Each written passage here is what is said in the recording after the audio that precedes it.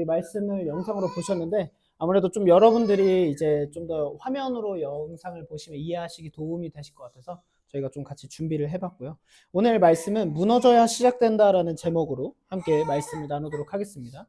이번 주부터 이제 새로운 시리즈가 시작이 됩니다. 그래서 Church Redefined 해가지고 이제 교회를 다시 정의하다, 재정의하다. 그러니까 우리가 생각보다 저도 보면은 우리가 생각보다 교회라는 그 개념과 그 교회라는 정의에 좀 많이 약해요. 우리는 사실 교회 하면은 그냥 내가 어렸을 때부터 있었던 곳, 뭐 건물, 막 이런 생각들 많이 있죠. 그래서 진짜 하나님께서 말씀하시는 교회는 뭐고, 왜 예수님이 교회를 세우셨는가, 왜 교회가 필요한가, 이런 것들을 함께 실질적으로 나눠봤으면 좋겠습니다.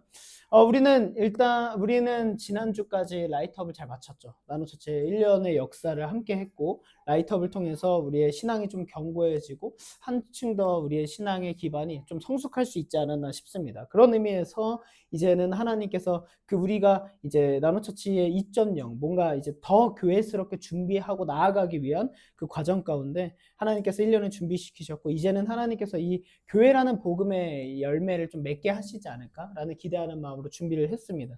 아까 우리 장난으로 준비할 때도 그랬는데, 여러분 우리가 나노처치가 한 가지 이제 저도 오늘 깜짝 놀란 게 있어요. 오늘 이렇게 오랜만에 진주가 반주도 하고 찬양팀 하니까 너무 좋죠.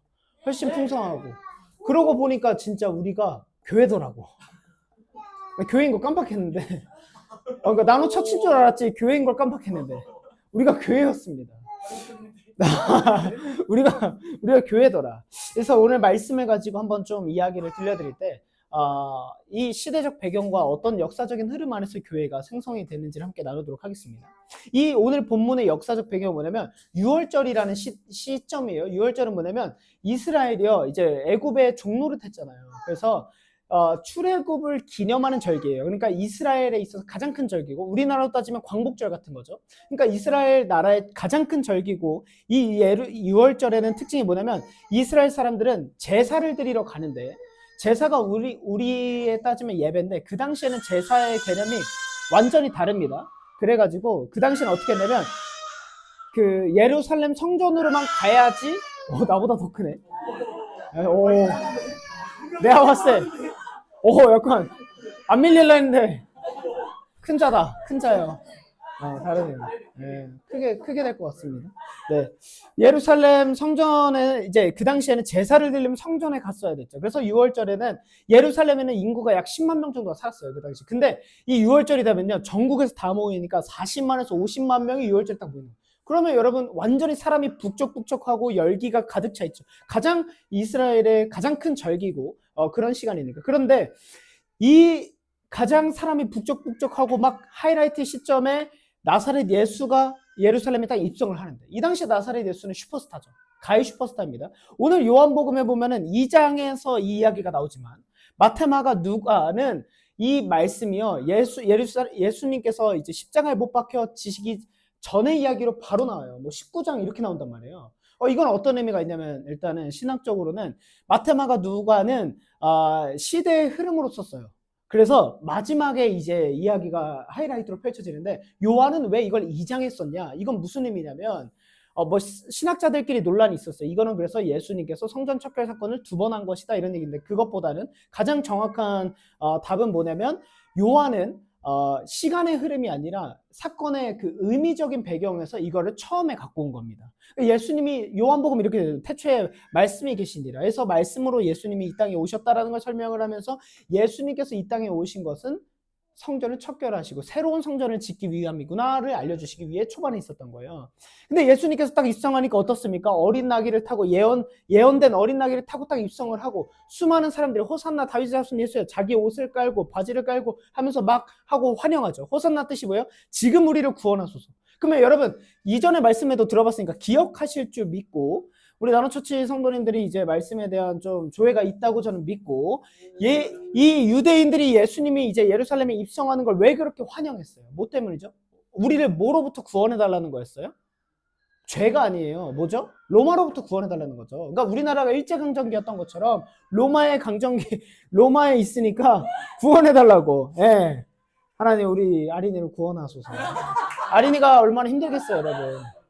예, 힘들었던 것 같아요. 근데 여러분 이것이 바로 사람들과 예수님의 사역에 엇갈린 기대죠. 우리도 여러분 우리 신앙생활에 많은 엇갈린 기대가 있습니다. 하나님 저 이거 해주세요. 아니 하나님 내가 이렇게 하면 하나님이 나를 인도하실 거야. 더 잘해주실 거야. 근데 하나님의 뜻은 다를 수 있죠. 엇갈린 기대가 있을 수 있다는 거예요. 그런데 그 엄청난 환호 속에서 예수님이 딱 성전에 들어가셨어요. 예루살렘에 들어오셔서. 근데 그 성전은 무슨 성전이냐면 헤롯 성전이에요. 헤롯 성전. 헤롯 성전은요, 역사상, 이스라엘 역사상 가장 크고 화려한 건축물이에요. 거대한 플렉스를 한 건데, 왜 그런지 설명을 해드릴게요. 이 헤롯 왕은요, 정통성이 없어요. 정통성 없는 이방인 출신의 왕이에요. 근데 유대인들을 다스리는데, 유대인들은 자기의 핏줄 문화가 엄청 세잖아요, 혈연이. 그런데, 헤롯이라는 왕이 유대인 출신이 아닌데 왕이 되는데 다스리려고 하니까 자기가 명분이 없잖아요. 그래서 어떻게 했냐면, 내가 너네들이 지어보지 못한 가장 화려한 성전을 지어줄게라고 지어준 거예요. 그래서 여러분 이렇게 표현합니다. 멀리서 보면 눈처럼 하얗고 태양처럼 빛난다. 하얀 대리석과 황금처럼 빛나는 실제 황금으로 도배를 한 그런 성전이었어요. 그런 압도적인 건물을 보면서 이스라엘 사람들이 갖는 건 자부심이었어요. 야, 이게 하나님의 집이지. 이게 바로 우리의 성전이야. 다른 나라들과는 차원이 안 돼. 저 삐까뻔쩍한 걸 봐봐 하면서 이거를 기뻐하고 자랑스럽게 여겼다라는 거예요. 근데 여러분, 예수님께서 딱 성전의 문을 열고 딱 들어가셔서 마주한 현실은 어떤 상황이냐면 성전은 뭐 하는 곳입니까? 예수님, 하나님께 제사 드리고 예배하는 곳이죠. 근데 어떻게 돼 있냐면 오늘 본문에도 나와 있었는데 성전 뜰이라고 돼 있는데 이 성전 뜰은 뭐냐면 이방인의 뜰이에요. 조금 더 쉽게 말씀드리면 이방인들도 하나님을 찾고 기도할 수 있도록 마련된 유일한 공간이에요. 여러분 이스라엘 사람들에게 이방인은 완전히 짐승보다 못한 존재잖아요. 근데 하나님께서는 이방인의 예배조차도 받기를 원하시기 때문에 이 이방인의 뜰도 만드신 건데 거기서 예배를 드리라고 이방인들이 하나님을 찾으라고 했는데 거기서 시장통을 만들어서 종교 지도자들의 비즈니스 센터로 운영하고 있는 거예요. 근데 여러분 이게 사실 잘못된 것만은 아니에요. 무슨 의미냐면 여러분 당시에 이 배경을 이해하셔야 돼요. 이스라엘 사람들이 그 먼 거리를 막 걸어가지고 예루살렘까지 오려면 예를 들면은 정확히 기억이 안 나는데 제가 얼핏 기억나기로는 그 예루살렘에서 나사렛까지 그 동네까지는 우리 여기 천안에서 대구 정도의 거리였나? 하여튼 꽤 된단 말이에요. 대전이었나? 정확히 기억 안 나요. 그 정도로 걸어가야 되니까 제사를 드리려면 어떻게 됩니까? 자 보십시오. 성전에 가는 이유는 제사를 하기 위함이고 제사를 하려면 뭐가 필요해요? 아무것도 없이 할 수가 없잖아요. 재물이 필요하잖아요. 재물을 그 당시 나사렛에서부터 갖고 가요. 며칠 동안 몇 날 며칠 동안 가요. 그러면 그 사람들이 잘 먹으면서 왔겠습니까? 이 양들이나 이런 재물들이 오다가 다쳤을 수도 있고 상태가 안 좋을 수도 있죠. 심지어 당시에 제사를 딱 드리려고 하면 어떤 현상이 있었냐면 제사장들이 딱 그 재물을 확인을 합니다. 그러니까 예를 들면은 옛날 어른들께서는 그래서 막 헌금을 그 세권으로 이렇게 받아서 막 이렇게 하셨잖아요. 이런 좀 의미가 있죠. 그러니까 그 당시엔 종교 지도자들이 딱 보고 이거 양이 흠이 있는데 그럼 못 드려 이렇게 돼버려요. 그럼 어떻게 해야 되냐면 제사를 드리러 왔는데 제사를 못 드리고 가면 안 되니까 그 앞에서 구매를 하기 위해서 즉 이스라엘 사람들의 편의를 위해서 만들었던 게 이 물건을 재물을 판매하는 거였어요. 이건 나쁜 건 아닙니다. 필요했던 거죠. 그리고 하나님께서는요 형편이 넉넉한 사람들은 소 중간 정도 되면 양, 많이 어려워도 제사를 드릴 수 있게 비둘기까지도 제사를 드릴 수 있었는데 문제는 뭐냐면 그 장사 행위를 어디서 했다는 거예요? 성전 안에서. 하나님을 예배하는 자리에서 했다는 거예요. 이것이 문제인 거죠. 여러분 예배자를 위한 편의가 착취로 변질된 상황이 돼버린 거예요. 여러분 종교 지도자들이요 이렇게 해서 돈을 버는데 어떻게 버냐면 일단은 이 제사물을 너 이거 안 돼. 사옵니다. 그러면은 그 시장 통해서 판매하는 사람들에게 수수료를 받아요. 두 번째는 환전소가 있었어요. 이 안에 환전소는 뭐냐면 당시에는 로마 황제 화폐를 썼죠. 로마의 속국이니까. 근데 이 로마의 황제 화폐 동전은 뭐라고 되어 있냐면 뭐 이제 카이사는 영원하다 아니면 우리의 신은 카이사다 이런 게 있단 말이에요. 그러니까 이 까다로운 이스라엘 사람들이 이것만큼 용납할 수 없다고 자기들의 이제 그 주권국인 로마에게 계속 얘기를 해서 성전에서만큼은 우리가 이스라엘 돈을 쓰게 해달라. 이건 우리의 법이다. 이렇게 해서 성전에서만 쓸 수 있는 갈대 모양이 되어 있는 돈이 있었단 말이에요. 그러니까 로마의 돈을 또 갖고 와서 성전에서 그 환전을 해야 되는데 이걸 종교 지도자들이 이 권한을 갖고 수수료로 돈을 엄청 벌고 있었던 거예요. 그러니까 이런 현상을 보고 예수님께서 이제 엄청나게 분노를 하셨겠죠. 그래서 오늘 15절의 말씀을 함께 보도록 하겠습니다. 15절의 말씀 같이 읽어보겠습니다. 시작.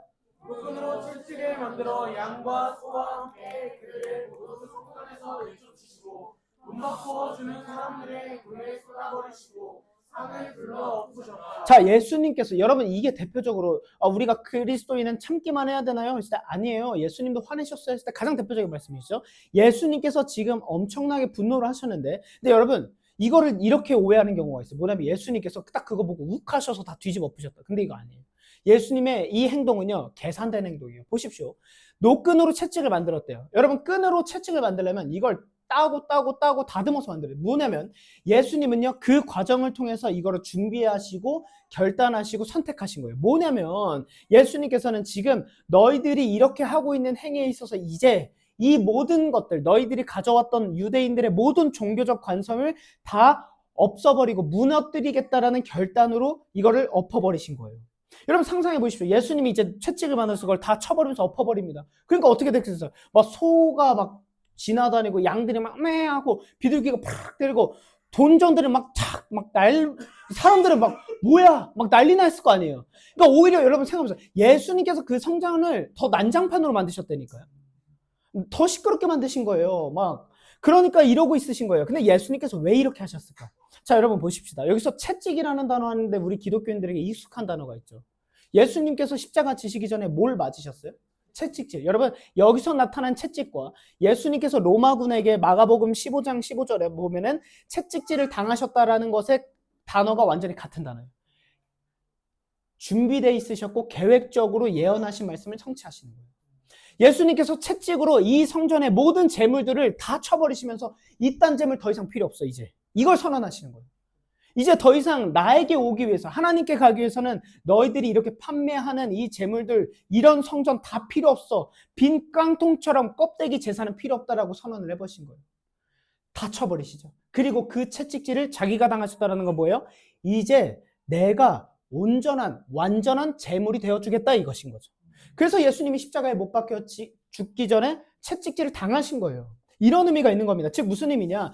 가짜 성전 빈 깡통만 있는 그 성전 다 치워버리고 진짜 성전 하나님께 나아가기 위한 진짜 성전을 이루기 위한 하나님께서 예수님의 선택 십자가의 길을 선택하시겠다라는 예수님의 열정과 계산이셨다라는 거예요. 왜 이렇게 하셨냐? 더 이상 이것은 하나님의 집이 아니기 때문인 거죠. 이건 하나님의 집이 아니다 이겁니다. 그러면 여러분 질문하겠습니다. 하나님의 집 교회는 뭐 하는 곳일까요? 기도하는 곳? 좋아요. 또 승혜 놀랐다. 뭐 하는 곳일까요? 그쵸. 네. 좋아요. 기도하는 곳이죠. 기도하는 곳입니다. 네, 여기 나와 있습니다. 자, 같이 읽어보겠습니다. 시작. 그들에게 말씀하셨다. 성경에 기록된 바, 내 집은 기도하는 집이라고 불릴 것이다 하였다. 그런데 너희는 그것을 강도의 소굴로. 교회는 기도하는 집. 말한 것처럼 기도하는 곳이라는 것은 하나님을 찬양하는 곳, 예배하는 곳이라는 겁니다. 즉, 하나님을 찾고 만나는 곳이에요. 그래서 여러분 우리 나눔처치에서도 이제 한 번씩 웰컴 홈 쓰죠. 여기가 집이 아닌데 왜 홈이라는 단어를 써? 라고 했을 때 뭐예요? 하나님을 만나는 본향, 우리 영혼의 안식처에 온 걸 환영한다라는 것이죠. 왜냐면 우리는 여러분들이 살고 있는 그 집과 여러분들의 일상생활이 나의 본향이 아니라 저 천국, 그 천국과 가장 가깝고 하나님을 만나고 예배할 수 있는 이 교회가 우리의 영원한 본향이라는 의미에서 웰컴 홈을 고백하는 거예요. 그래서 옆 사람들한테 인사해볼까요? 웰컴 홈! 이게 거슬려가지고 네, 웰컴 홈. 이런 의미로 쓰죠. 여러분, 교회에 대한 오해가 있어요. 첫 번째, 가장 많이 하는 거, 교회는 건물이다. 근데 이제 우리 그래도 청년들 되면 교회는 건물이 아니죠. 이런 이야기들을 많이 들어보셨을 거예요. 또는 뭐가 있냐면 교회 하면은 뭐 종교시설, 종교 시스템 이런 걸 생각합니다. 근데 오늘날 기독교의 가장 큰 위기는 뭐냐면 교회를 다니지 않는 청년들이 너무 많다. 이거죠. 교회를 다니지 않는 청년들이 너무 많다. 무슨 의미냐면 이런 표현을 들어서 충격적이죠. 하나님은 믿어요. 근데 교회는 가기 싫어요. 이런 말이 왜 나왔을까? 여러분 왜 청년들이 교회에 실망할까요? 겉으로는요 교회 하면 뭔가 온전한 척하고 거룩한 느낌이 있고 경건한 모습들이 있어요. 겉으로 보기에. 근데 그 안에 들어가고 나니까 교회 갔더니 내 마음이 편한 게 아니라 더 스트레스를 받네. 나는 세상에서 치이고 치였어. 인간관계에 지칠 대로 지쳐서 교회에서만큼은 눈치나 이런 거 살피지 않고 마음 편하게 있고 진짜 내 있는 모습 그대로 사랑받고 사랑 나누고 싶은데 교회 갔더니 정치질이 더 심하네. 이런 걸 겪어가는 거예요. 진짜 나의 고뇌, 외로움, 아픔, 슬픔, 눈물에 공감해줄 공간이 아예 없는 거예요. 교회라는 곳에. 이런 걸 경험하면서 종교적 형식은 넘쳐나는데 해야 될 것 많고 이렇게 해라 저렇게 해라 하는 건 많은데 내 영혼이 편하게 머물 수 있는 안식처가 안 되다 보니까 교회를 다 떠나는 거죠. 여러분 근데 우리는 압니다. 교회 없는 신앙생활이 있을 수 없어요. 여러분들이 아무리 온라인으로 설교를 그렇게 많이 듣고 신앙생활하고 나는 하나님 믿습니다 해도 교회가 없다면 여러분들의 신앙은 절대 온전치 못합니다. 말씀을 듣는 거 그거는 성경 공부만 해도 충분하죠. 근데 우리의 신앙은 뭐예요? 실질적으로 그 말씀으로 삶을 부딪혀 살아가기 위한 공동체가 교회이기 때문인 거죠. 빈 깡통만 요란하는 것을 하나님 원치 않으십니다. 예루살렘 성전처럼. 그러면 외롭지만 교회에 가지 않는 사람들을 위해서 존재하는 게 뭘까요? 바로 나노처치가 돼야 되겠죠. 우리가 그런 교회가 된다라는 거예요. 이 천안 땅 가운데 옛날에 교회를 다녔는데 교회를 안 다니고 있어. 이런 친구들 꽤 많이 듣죠. 그런 사람들이 그러면은 나노처치 한번 와볼래? 우리는 달라 이게 아니라 너가 왔을 때 이 교회는 그래도 안식처가 되어줄 수 있을 거야. 우리 교회에 너가 오면은 그래도 너가 평소에 적응하지 못했던 사람들보다는 조금 더 환영해 줄 수 있을 거야. 우리는 같은 처지에 같은 청년들이다 보니까. 그리고 우리 교회는 그런 것을 조금 더 열려 있으시죠, 여러분들은. 사실 나노처치만큼 교회는 건물이 아니라는 걸 익숙하게 가질 수 있는 교회도 많잖아요. 왜냐면 우리는 공생공간도 갔었죠. 우리는 공생공간이라 불렀죠. 그리고 여기도 나노처치 건물이라고 하기보단 나노스테이를 나노처치가 쓰고 있죠. 예배 공간으로. 우리가 만약에 또 옮기게 된다면 그 공간이 또 예배를 드리는 곳이 되겠죠. 교회는 건물이 아니라는 걸 명확하게 인지할 수 있다는 거예요. 그러면은 오늘 예수님께서 여기서도 말씀하셨듯이 기도하는 집을 강도의 소굴로 만들었다고 되어 있는데 강도의 소굴된 교회 특징 두 가지가 있습니다. 조심해야 되겠어요. 첫 번째는 뭐냐면 목회자를 조심해야 돼요. 저 같은 사람들을 조심해야 된다. 무슨 의미냐면 이 목회자가요. 만약에 성도를 돈으로 보고 교회에 있는 재정을 자기 유익을 위해서 함부로 쓰고 자기만을 위해서 사용을 한다 그러면 그건 강도의 소굴된 교회. 그런 교회 가면 안 됩니다. 그래서 목회자가 가장 위험에 빠지는 문제는 두 가지죠. 첫 번째 돈. 왜냐면 담임 목사가 되면은 재정권을 갖고 있어요. 자기가 원하는 대로 쓸 수 있고 교회 재정을 지출하려면 담임 목사의 승인이 있어야 돼요. 그런 과정들을 갖다 보니까 힘이 있죠. 그러면 큰 교회일수록 그 재정이 엄청나죠. 원하는 다 쓸 수 있는 거예요. 그렇게 써버리면 안 된다는 거죠. 그런 교회는 조심해야 된다. 그 다음 두 번째는 뭐냐면 교회를 수단으로 보는 사람들 자신을 돌아보고 조심해야 됩니다. 여러분 잘 기억하세요. 스스로를 돌아보십시오. 교회는 수단이 아니라 목적이에요. 수단이라는 건 뭐냐면 여러분 이렇게 착각하시면 안 돼요. 내가 신앙생활을 하기 위해서 나노처치가 필요하다. 내가 신앙생활을 하기 위해서 교회가 필요해 하고 교회를 다니는 거 잘못된 겁니다. 교회가 존재하기 때문에 여러분들이 있는 거예요. 이걸 먼저 하셔야 돼요. 교회는 목적이에요. 수단이 아니에요. 그래서 이런 사람도 있죠. 예를 들면 영업을 하시거나 아니면 일을 하시는데 교회에 다녀서 자기의 유익을 좀 채우려고 하는 분들 있죠. 그렇게라도 교회에 오셔서 신앙생활을 하시고 하나님 만나시면 좋은데 아직도 내 마음에 좀 그런 욕심이 있다면 그거 내려놓으셔야 돼요. 교회 안에서는 그럴 수가 없습니다. 교회는 목적이에요.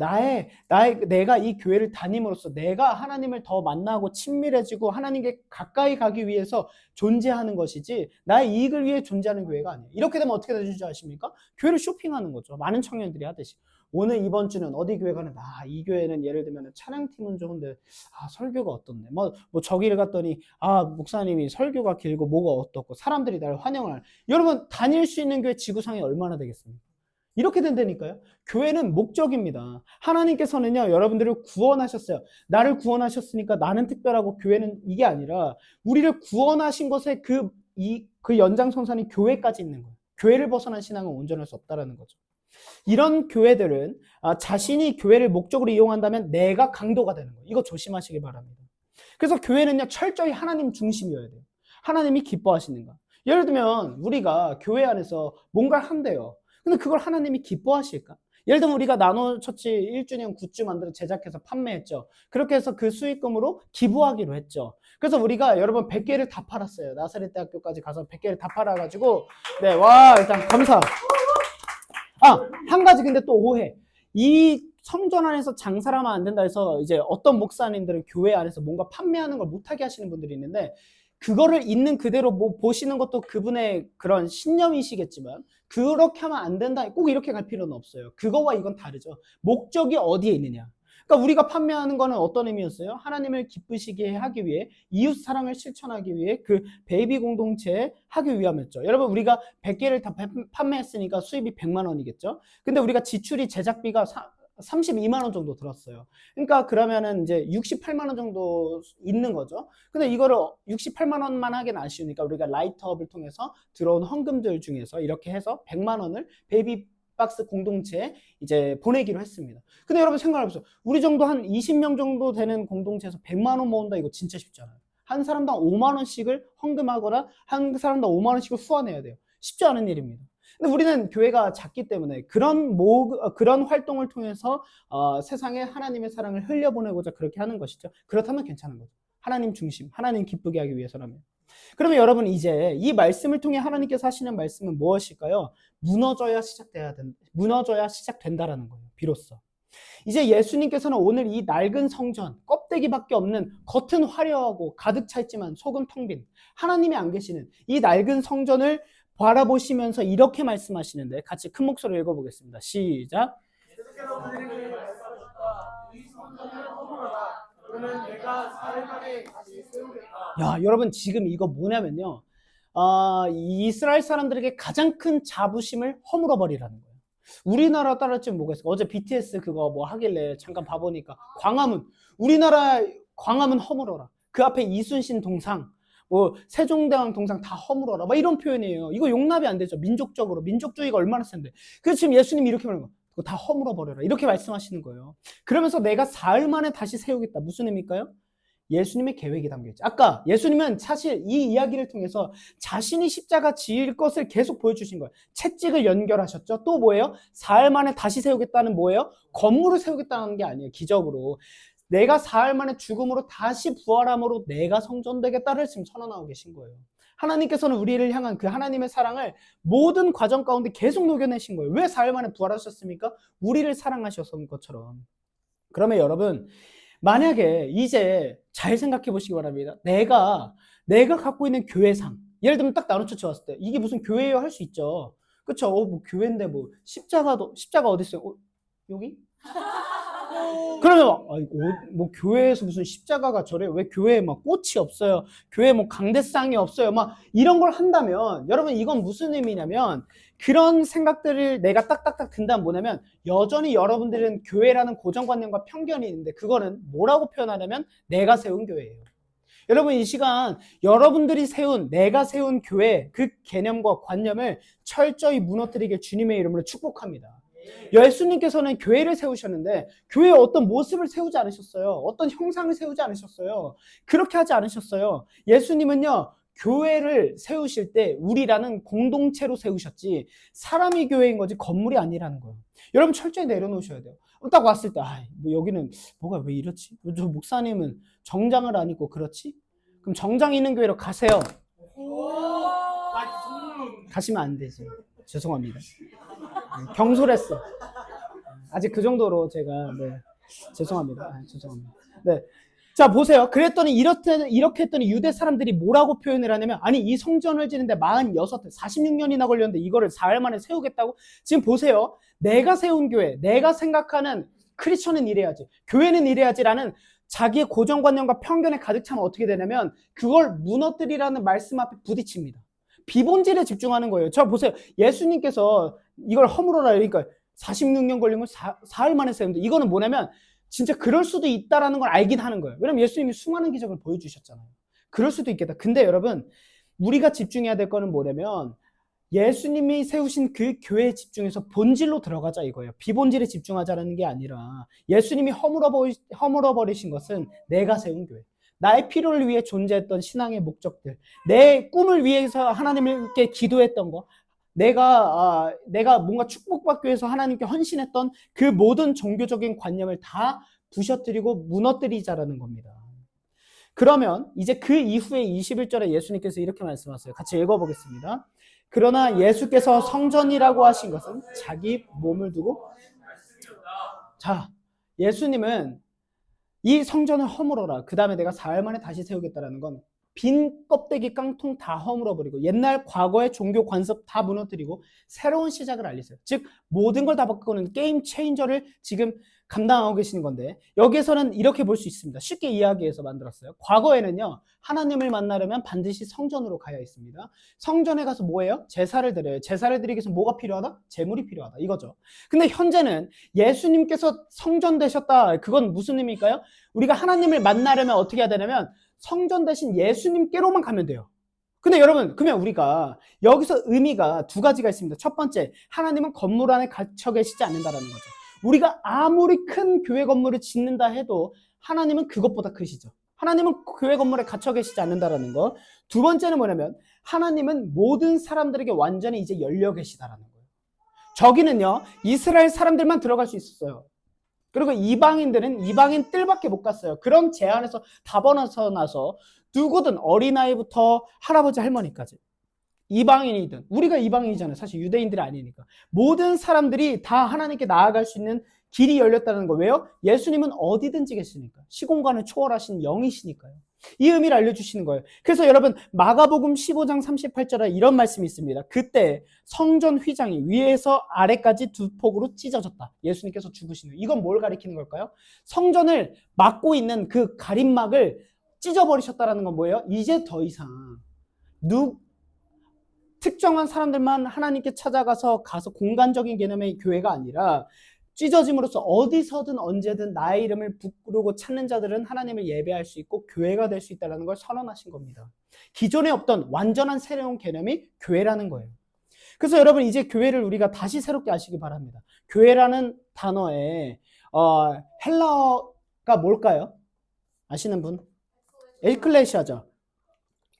에클레시아의 의미. 그러니까 성경에서 쓰여진 교회는 어떤 거냐면 이름 자체가 너무 이해가 쉬운데 에클레시아는 뭐냐면 호출된 사람들, 불려진 사람들, 콜링받은 사람들인데 이거를 이렇게 쉽게 이해할 수 있습니다. 예수 그리스도의 이름으로 부른 바 모인 사람들이에요. 교회는 뭡니까 하면 우리예요. 근데 어떤 우리입니까? 예수님께 부름받아 모인 사람들이에요. 그래서 여러분 사실 우리는 이렇게 착각하죠. 이렇게 생각하죠. 내가 교회에 와서 오늘 예배 드렸어. 내가 헌금했고 내가 뭐 했고 내가 뭐 했고 이렇게 생각할 수 있는데 우리는 예수님께서 이 자리에 불러주시지 않으면 우리는 하나님께 나아갈 수 없는 존재인 줄 믿습니다. 왜? 우리의 구원의 주권이 누구에게 달려있어요? 하나님이죠. 이거는 교단을 초월해서 성경적인 진리입니다. 하나님께서 우리 불러주시지 않으면 우리는 하나님께 나아갈 수 없어요.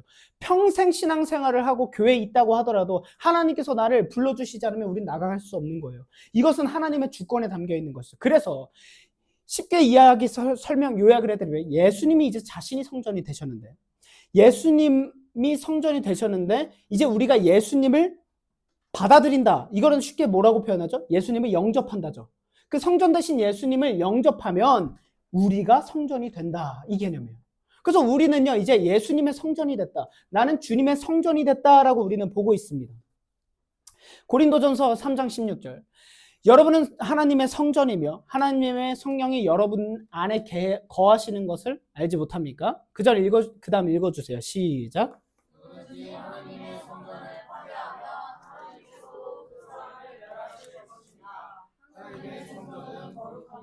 여러분 제가 말씀드렸다시피 16절에도 뭐가 나와 있습니까? 여러분은 하나님의 성전이다. 근데 여기 또 나와 있어요. 여러분 성경에서 제가 말씀드렸죠. 성전에서 2번 이상 나오는 거는 엄청난 강조이자 우리에게 하이라이트 하시는 거라 그랬죠. 지금 말씀하신 거예요. 너희가 성전이야 이제. 우리가 성전이라는 겁니다. 근데 그 성전을 어떻게 관리하래요? 성전을 거룩하게 관리하래요. 깨끗하게. 그렇지 않으면 어떻게 하시겠대요? 그 사람도 멸해버리시겠대요. 왜 그럴까요? 지금 우리에게 성전이라는 걸 허락하셨다는 거 엄청난 의미예요. 유대인들은 그 성전 앞에서 벌벌벌 떨었거든요. 근데 그 성전을 우리에게 허락하셨다는 건 내가 예수님의 몸을 입고 있는 사람인 거예요. 그러면 여러분들을 보면서 세상 사람들은 예수님을 알 수 있는 거예요. 회사에서 있는 지연이를 보고 예수님을 믿는 사람들은 저렇구나를 알 수 있는 거죠. 학교에 있는 승혜를 보고 크리스천은 저런 사람들이구나, 기독교인은 저렇구나를 알 수 있게 하신 거예요. 왜? 이제 더 이상 예수님이 이 땅 가운데 안 계시니까. 성령님이 우리 안에 계셔서 우리가 예수님을 닮은 사람으로 이 땅에 작은 예수로 살아가게끔 부르신 거잖아요. 그리고 그들이 모였을 때 우리가 교회가 돼서 시너지를 내서 하나님을 찬양하고 경배하고 내가 혼자 세상에서 살았을 때 힘들었던 억울함과 눈물, 분노, 슬픔을 이 자리에서 다 풀고 따뜻한 안식처로 살아갈 수 있는 거 아닙니까? 그래서 로마서 12장 1절 형제자매 여러분, 그러므로 나는 하나님이 자비하심을 힘입어 여러분에게 권합니다. 여러분의 몸을 하나님께서 기뻐하실 거룩한 산 제물로 드리십시오. 이것이 여러분이 드릴 합당한 예배입니다. 말씀하십니다. 우리가 드릴 예배는 뭡니까? 내 몸을 예수님의 성전이라고 생각하고 늘 거룩하고 정결하고 깨끗하게 하나님의 말씀의 통로를 깨끗하게 유지하라는 거예요. 내가 있는 곳에서 만나는 사람마다 저 사람은 조금 하찮게 보이니까 그냥 있는 모습 그대로 하자. 그냥 이렇게 되세요. 이런 게 아니라 누굴 만나든 예수님을 만난 것처럼 대하고 신실하고 진실하게 차별 없이 편견 없이 하나님이 우리에게 편견하지 않으셨지 않습니까?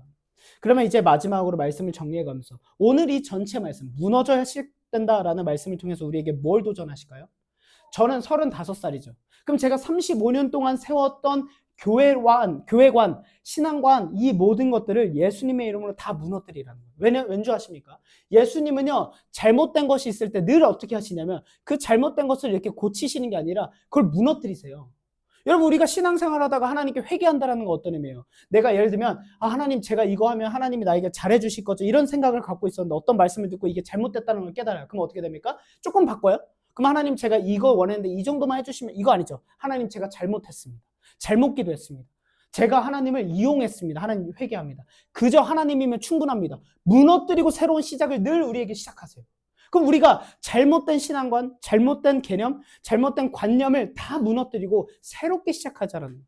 그래서 여러분 우리가 이 철치 시리즈를 통해서 여러분들과 함께 계속해서 교회는 무엇이고 교회는 어떤 의미이고 우리가 교회로서 어떻게 살아가야 할지를 계속해서 말씀하고 나눌 겁니다. 이 신앙을 붙잡고 나라는 성전의 교회가 건강하고 하나님이 기뻐하시는 교회로 온전히 세워지게 주님의 이름으로 축복합니다. 그렇지 않으면 하나님 말씀하시면 멸해버리시겠대요. 얼마나 무섭습니까? 그러면 마지막으로 이거 하나 말씀드릴게요. 하나님은 사랑의 하나님이신데 어떻게 우리한테 멸하신다고 하지? 여러분 하나님 여러분 멸하실 수 있습니다. 하나님 입장에서 손해가 아니에요 사실. 우린 착각해요. 하나님이 갑이고 내가 을인데 내가 갑이라고 착각해. 왜냐면 내가 사랑받는다고 생각하니까. 아닙니다. 예수님을 보내셨죠. 가장 소중하고 너희를 위해 내가 복음까지 줬는데도 너희가 그걸 거부해? 그러면 난 너 내버려 둘 거야. 네가 그렇게 살다가 지옥 가든 말든 더 이상 신경 안 쓸 거예요. 로마서 2장에 이렇게 명확하게 말씀하십니다. 하나님 여러분 내버려 두실 수 있습니다. 교회 안에 평생 신앙생활 하지만 하나님 나라 백성 아닐 수 있습니다. 허튼 식으로 살 수 있습니다. 교회에서 섬기고 수고하고 신앙생활하고 헌금한다 하지만 하나님 그거 하나도 안 받으실 수도 있습니다. 하나님 심판대 앞에 섰더니 내가 했던 모두 쓰고 다 헛될 수도 있습니다. 무슨 의미일까요? 내가 하나님의 거룩한 성전으로 살지 않으면 다 잘못되는 거예요. 그래서 두려워해야 돼요, 우리. 하나님 예배할 때 기쁘고 자유하고 다 좋습니다. 근데 하나님을 예배할 때 딱 하나님 앞에 섰을 때는 진지하게, 진실되게 하나님을 두려워하고 하나님을 경외할 줄 알아야 되는 거예요. 한 주간 살아왔을 때 내가 우상되었던 삶이 생각이 나면 바로 회개하고 하나님 날 정결케 해주시옵소서. 기도할 줄 알아야 됩니다. 이것이 우리의 것이 무너져야 하나님의 것이 시작되는 하나님의 놀라운 섭리이자 역사인 줄 믿습니다. 이 시간 하나님이 여러분들에게 말씀하십니다. 여러분들이 갖고 있던 그 교회론, 신앙관 모든 거 다 내려놓고 다 무너뜨리고 예수님께서 이렇게 말씀하십니다. 나와 함께 다시 거룩한 성전, 새로운 교회를 세워가자 초대하고 계십니다. 여러분 거기에 응하시겠습니까? 아멘하며 나아가시겠습니까? 무너뜨릴 마음 준비되셨습니까? 그런 분들은 Church Redefined 이제 나노처치의 고백 함께 고백하도록 하겠습니다. 제가 앞줄을 읽겠습니다. 우리는 건물이 아니라 사람을 세웁니다. 아멘이십니까? 아멘. 우리는 교회를 수단이 아닌 신앙의 목적으로 둡니다. 아멘. 예수님을 중심에 두는 교회입니다. 교회입니다. 수정해달라고 그랬는데 그 일을 안 하네. 죄송합니다. 네, 예수님을 중심에 두는 아세이 예수님을 중심에 두는 유세이 우리가 바로 교회입니다. 오케이? 네. 예수님을 중심에 두는 바로 교회입니다. 여러분 우리가 교회라는 생각을 늘 가지셔서 나노처치 성도님들만큼은 교회하면 막 이런 게 아니라 내가 교회다. 내가 예수님의 교회고 내가 보여지는 성전이니 나를 통해 하나님의 사람들이 하나님을 알게 될 것이라는 그 책임감과 의무감을 갖고 살아가시길 주님의 이름으로 축복합니다. 반주해 주시면 감사하겠고 마지막 이야기하고 마치겠습니다. 그럼 여러분 누가 하나님께로 나아갈 수 있을까요? 도대체 어떤 사람들이 교회가 될 수 있을까요? 자, 그럼 여러분들은 그토록 세상에서도 구별되고 탁월하고 인격적으로도 훌륭하고 모든 것이 다 성공하고 아름다워서 교회가 되도록 하나님이, 나노처치가 되도록 하나님이 여러분들 불러주셨나요? 아니죠. 여러분 사실 우리 여기 저 세상에 나 진짜 잘났어 떳떳하게 얘기할 수 있는 사람 얼마나 됩니까? 그냥 수치로 볼까요? 여기서 우리 재산이 지금 나이 또래 1% 이상 되는 사람이 있습니까? 자신의 능력과 스펙이 뭐가 되는 사람들이 있어요? 인격적으로 그렇게 훌륭해요? 저도 아닙니다, 사실. 저도 많이 무너지고 실패한 사람들이에요. 근데 제가 조심스럽게 생각하고 주의하는 건 뭐냐면, 지금 여러분 누가 이렇게 저한테 얘기를 몇 명이 했는데 뭐냐면, 지금 나노처치가 너무 행복하대요. 그래서 평생 이렇게 행복했으면 좋겠어요. 돼요. 저도 동의합니다. 저는 목적이 뭐냐면 매주 그 예배가 가장 행복했으면 좋겠어요. 왜? 우리가 조금 더 매주 한 주 한 주 성장해 가니까. 근데 여러분 한 가지 아셔야 될 게 있어요. 교회는 절대, 잘 기억하십시오, 성과를 내기 위한 팀이 아닙니다. 사역을 많이 한 사람들 중에 어떤 착각을 하냐면, 사역자들이 팀 활동을 한 사람들, 찬양팀을 많이 했거나 선교팀에 오래 있으면 어떻게 착각한 줄 아십니까? 교회를 팀으로 봐요. 팀은 어떤 특징이 있냐면, 성과를 내기 위해서 그 목적을 이루기 위해서 잘하는 사람들이 모여야 됩니다. 찬양팀 악기 연주 잘해야겠죠. 싱어 잘해야겠죠. 그거 아니에요. 교회는 동호회도 아니에요. 우리가 뭐 어떤 취미를 모이기 위해서, 취미 생활을 하기 위해서 모여가지고 그 취미를 위한 동호회가 아닙니다. 교회는 뭐냐면 그냥 교회예요. 예수님의 이름으로 불려진 사람들이 어떤 자격 조건이 없어요. 잘할 필요가 없어요. 그러면 우리가 어떻게 해야 되냐면, 나노처치만큼은 사람을 평가해서는 안 돼요. 사람을 걸러내서도 안 돼요. 사람을 소비시켜서도 안 돼요. 이 교회에 누구와 오든 우리는 반응하고 환영해주고 웰컴해주고 그들과 함께 가족될 준비가 돼 있어야 돼요. 교회가 왜 존재합니까? 우리가 교회 되어서 이 살아있는, 생명력이 있는, 숨쉬는, 우리를 살아있게 하는 그 복음의 감격으로 내 주변에 있는 사람들에게, 야, 교회 가니까 내가 진짜 힘들었는데 조금 회복이 되었거든? 너도 너무 힘들면 조금 같이 와볼래? 복음 전하려고 있는 거잖아요, 교회가. 여러분, 교회가 복음 전하지 않고 현상유지나 그런 것만 하면 박물관 교회, 썩어버리는 거예요. 교회가 고인물 되는 거예요. 그런 교회 되고 싶지 않습니다. 그런 교회 안 되려고 우리가 개척했고 나노처치가 있는 건데, 나노처치 성도님들은 잘 기억하셨으면 좋겠습니다. 사람을 평가하거나 판단하거나 걸러내서는 안 돼요. 무슨 의미냐면, 여러분들 아는 사람들 중에도 이런 사람이 있을 거예요. 걔 교회 안 다니는데 우리 교회로 불러볼까? 근데 걔가 오면 조금 피곤할 것 같아. 걔는 말이 너무 많아. 걔는 너무 투덜대. 이런 생각이 드신다면 여러분 회개하셔야 돼요. 절대 안 됩니다. 제가 그러지 않은데 리더들도 혼내는 적이 있어요. 사람 판단하고 걸리잖아요? 절대 그거는 가만히 있으면 안 됩니다. 교회는 그러면 안 돼요. 여러분들도 잘 생각하시라야 될까요? 여러분들 그렇게 잘난 거 아니잖아요. 만약에 여러분들이 다른 교회 가는데 아무도 여러분들한테 말 안 걸네. 그 청년들, 난 이 교회 다니고 싶은데 막 우리 오늘 끝나고 보드게임 가자 와 이러는데 아무도 새로 내가 가는데 나한테 말 안 걸네. 그 사람 교회 정착할 수 있겠습니까? 못 다닌다고요. 우리는 누가 오든 환영하고 웰컴하고. 왜? 예수님의 사랑을 받았으니까. 예수님이 여러분들을 환영해 주셨으니까. 여러분들도 환영해 주고 함께 가족 되자. 완성된 사람들이 모이는 게 교회가 아니에요. 예수님을 닮아가는 존재로 자라가기 위해서 모인 것이 교회인 줄 믿습니다. 그러므로 교회답다, 교회스럽다라는 말의 의미는 뭔지 아십니까? 예수님 닮았다, 예수님스럽다가 이게 나노처치 안에서 공통어로 사용되게 주님의 이름을 축복합니다. 이것이 바로 함께 웃고 함께 울며 자라가는 얼라이브한 공동체. 오늘 예수님이 새롭게 다시 정의한, 내가 성전된 나를 통해 예수님의 사랑과 그 복음이 전해지기 위해서 이 나노처치를 위해, 이 나노처치를 통해 천한 땅에 하나님의 사랑을 전하게 위해 세우신 교회인 줄 믿습니다. 이 시간 우리가 같이 기도하겠습니다. 첫 번째로 기도할 때는 여러분 이렇게 기도합시다. 하나님, 내가 세운 교회 이 시간 내려놓겠습니다. 내가 가지고 있던 고정관념, 내가 생각하기에 이랬으면 좋겠고, 교회는 이랬으면 좋겠고, 신앙생활은 이렇게 했으면 좋겠고 했던 모든 고정관념, 욕심, 고집 다 내려놓고, 비본질적인 거 다 내려놓고 예수 그리스도가 중심된 교회로 나부터 바르게 서게 하여 주시옵소서라고 이 시간 같이 주여 한 번 부르짖고 기도하겠습니다.